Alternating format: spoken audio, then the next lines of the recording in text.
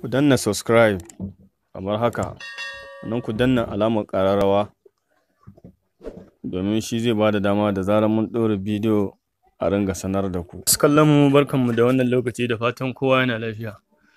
A yau darasinmu na yau zan nuna muku yadda za ku dawo da lambobin kan wayarku da suka ɓata.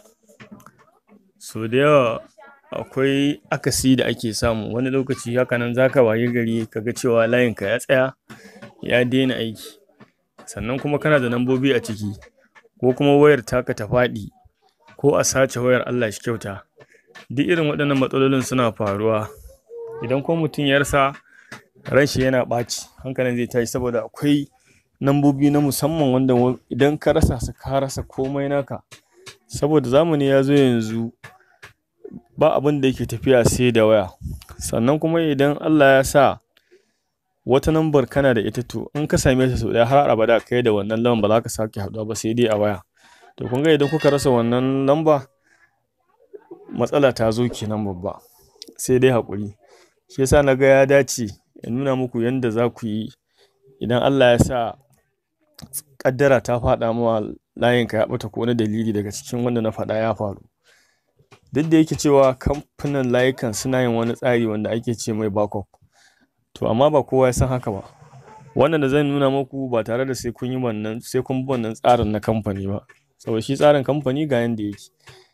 Wannan da zarar Allah ya sa kun bi abin da na nuna muku daki insha Allahu za ku ga cewa abun ya muku daidai. Amma kafin nuna muku abin da nake so in gwada muku, da Allah idan ka manta baka danna mana subscribe ba, ko kuma sabon zuwa ne kai, to ka daure ka danna mana alamar subscribe, sannan ku danna ƙararrawar sanarwa. Shi zai ba da dama da zarar mun ɗora bidiyo a sanar da ku. Idan Allah ya sa bidiyon ya burge ku, ku danna mana like, sannan ku yi mana share zuwa ga abokanku a social media gaba ɗaya, domin su ma su amfana. Haka zalika, idan kuna da tambaya ko ƙorafi, sai ku yi mana comment. Akwai wurin comment daga ƙasa, insha Allahu za mu ba ku ansa daidai gwargwado. To, abin da nake so in nuna yau shine yanda za ku dawo da lambobin wayarku idan sun ɓata ta cikin Facebook. Saboda zamani ya zo yanzu, Allah ya sa kusan kowa da kowa da yanzu, duk wani mai mu'amala da wayar Android yana amfani da Facebook, ba zai rasa Facebook ba. To shi yasa muka ga cewa akwai hanyoyi da yawa wanda cewa ake iya dawo da lambobi.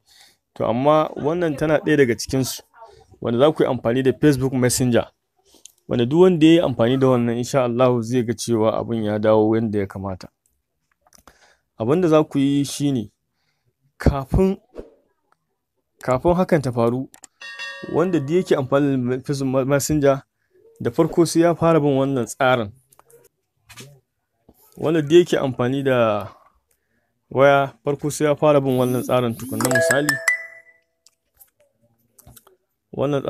Misali kamar jaɗin shi, idan ka shiga Messenger ɗinka farko, misali kamar haka, abin da ya kamata ka yi nan, sai ka zo ka danna kan profile ɗinka. Idan ka danna kan profile ɗinka, misali kamar haka, mun gani zai kawo ka nan. Abin da ya kamata ka yi, sai ka zo ƙasa nan gurin, ga wurin da aka rubuta phone contact, kun lura, kun gan shi nan. To sai ku danna kan shi. To abin da za ku yi na gaba wanda ya dace,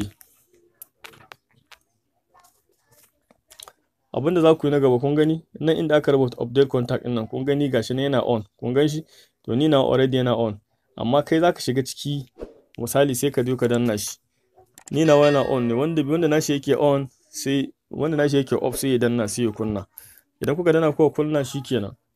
Wannan hanyar za ku bi, shine da zaran kun sa namba, watan kun ba Facebook ajiyar lambobin wayarku kenan. Babu wanda zai ga wannan lambar sai ku. Amfanin shi kenan dai, idan ku rasa layin ku, kuka sake shiga account ɗinku na Facebook, abin zai dawo, lambobin ku za su dawo kan wayarku. Ba wai kowa ne zai ga lambobin da suke kan wayarku, sai ku kaɗai kanku. To abin da za ku yi, kun ga nan sai ku dawo ƙasa nan. Bayan kun samu wata wayar kun buɗe, abin da za ku, sai ku dawo ƙasa nan, gashi nan inda aka rubuta manage contact ɗin nan, kun gan shi nan, sai ku danna akan shi. Bayan kun danna manage ɗin, shine zai nuna muku contact ɗinku gaba ɗaya. To ta wannan hanyar ne za ku bi ku dawo da duk wani layin lambar wayanku da suka ɓata. Da fatan kun ji daɗin wannan bidiyo. wanda duk yake da ƙarin bayani ko ya kuskure mana comment daga ƙasa, in Allah ya yarda za mu gyara. Kada ku manta ku danna mana alamar subscribe, sannan ku yi mana share, ku danna mana like, ku yi comment.